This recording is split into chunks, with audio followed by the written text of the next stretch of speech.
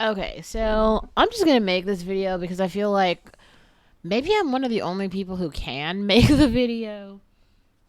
I don't know. I guess I took a lot of shit for granted, like in terms of my own personal, real lived experiences and just understanding different aspects of society. Like, unless you are a really pretty girl, like, there's just some experiences that you won't have. So you can try to, like, listen to certain songs by people or, like, there's also a real thing where like average guys are getting access to like really pretty girls because they have to date somebody. Like they're going to date somebody and they're going to have some experiences cuz I feel like some of you guys are very confused about like I posted something that someone else made. It was another video. I'll put it in the description box, but it was talking about how pretty girls are treated like celebrities. That's true. It's because pretty girls are celebrities because like just remember this, no matter what a guy does in his life, like he's going to have a pretty girl on his arm. That's the reality of it. We can talk about body types and what you think is pretty and like obviously there's different versions of pretty. Like American propaganda will have you believing that Taylor Swift is the only pretty person in the whole country and if you don't look exactly like her then you're nothing. But if you live in reality, then you have this like wide range of variety where you're like, oh my God, but there's like Shakira, there's Penelope Cruz, there's Beyonce, we've got Tyla.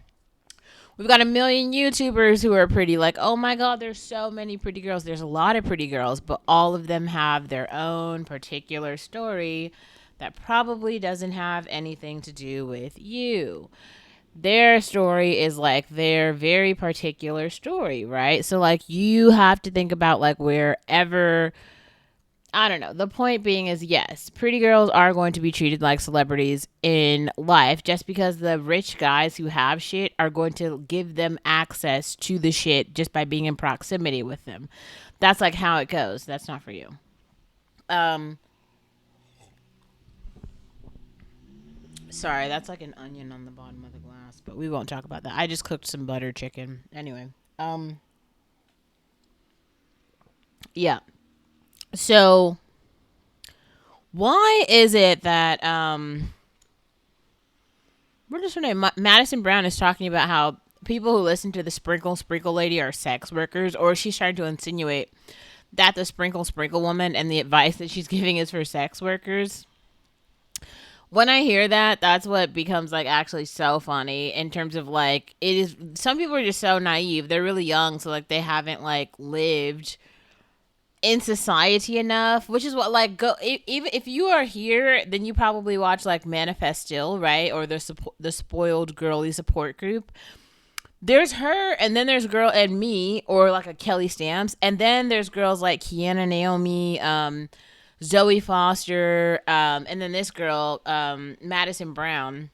They're a little bit like younger than us, and I don't think they have this enough lived experience to like see to, or maybe they're just not like they were sheltered a little bit too much, so like they don't see other parts of society where like at all stages, like, or another really good example here would be Emily Ratajkowski.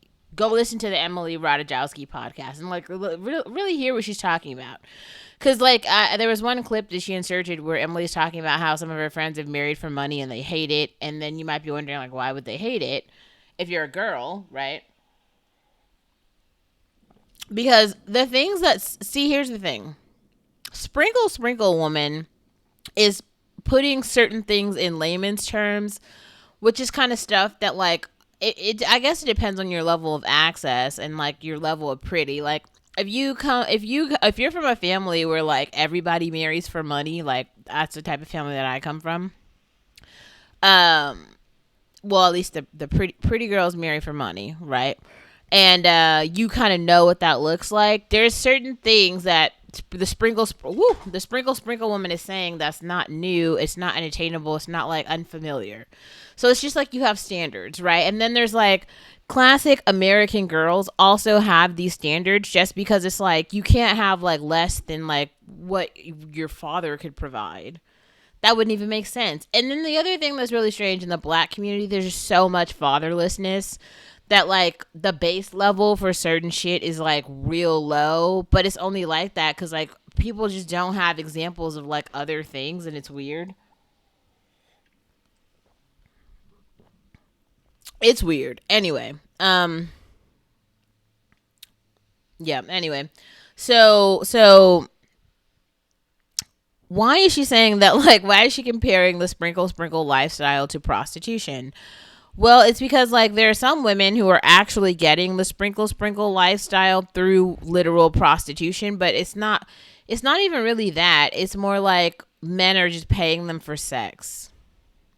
And then some men are, it's like the only, anyone who's on OnlyFans is kind of basically prostitution. Like if you're on OnlyFans, you're kind of prostituting, right? Because like you're selling your sexiness for money, which is prostitution. Because like also some people keep thinking that like literal intercourse is the only thing that's like prostitution.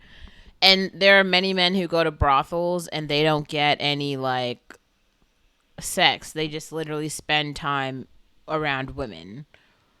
So I think there are some women who are just unfamiliar with that. So that's another reason I want to introduce like the poor things conversation. I really thought I'd already made this video, but I guess I didn't. A lot of people are having conversations about poor things because it's like a book and a movie and all the themes that are coming from it. But if you're like super confused kind of about the idea of a woman in the world and like how much value she provides to males just from them having any sort of access to her, being around her, talking to her, especially like being intimate with her, hooking up with her, all of those things give men this like social capital that they cannot get in any other way. There's no other way in society for them to gain this particular social capital besides being with like desirable women. It's kind of something that, and it's really shitty because like the more desirable you are, the more men want to take advantage of that, and they want to like degrade you by being like, oh well, I have access to her. It's like in reality they probably don't. Because another thing that you have to realize is like a woman, think of a woman like a car. Obviously like every person in the world is not able to drive one particular car or even a model of car because there's just certain standards and stuff. So like let's say if you're talking about a Lamborghini, you have to have a certain amount of money to drive a Lamborghini. You just do. If you don't have that much money, like you won't get to drive the Lamborghini probably ever. And even some showrooms like won't let you like test drive it, you know? And that's just the way it is. But also, I guess test driving a Lamborghini is not the same as like owning a Lamborghini. Not many people are going to own a Lamborghini. Even not many people are going to own like a new Toyota Corolla, a Honda Accord. Like people are buying like super. People right now are, especially average people with like normal jobs, are like rolling around with like cars from 2012. It's 2014, and being thinking they're like hot shit, rolling around with a car from 2012. In 2012 that car was super hot, but not like 10, what is it, 12 years later, if you still have that car, like it's not really a hot commodity. It's nice that you have like a car. That's better than some people who don't have any car. But also when you look at the Carfax, right, it's going to say like, oh, one previous owner, two previous owners. It's not like 100,000 previous owners.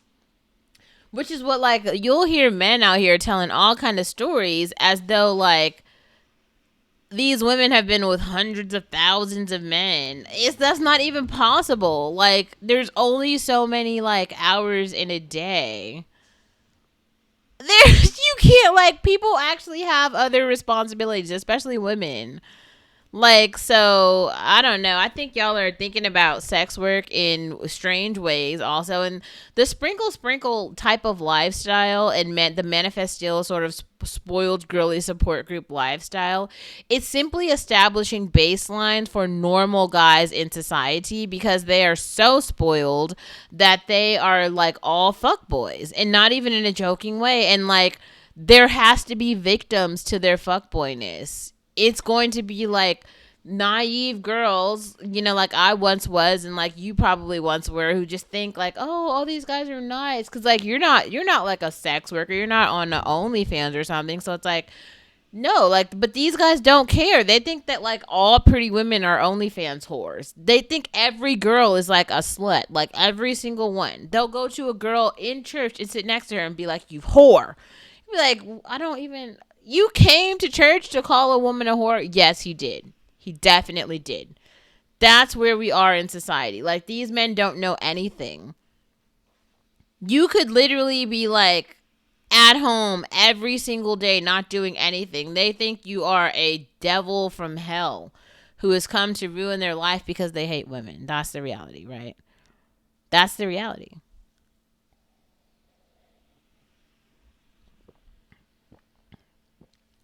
All of it is kind of insane. All of it is just like, it's nuts. Um, but I really wanted to make that point. Sprinkle, sprinkle, girlies, and subscribing to a sprinkle, sprinkle lifestyle has nothing to do with prostitution or sex work. Sex work is sex work. If you're doing sex work, you know that you're doing sex work. Requiring dates and standards for people that you date is not sex work. That's different. That's just called having some fucking standards.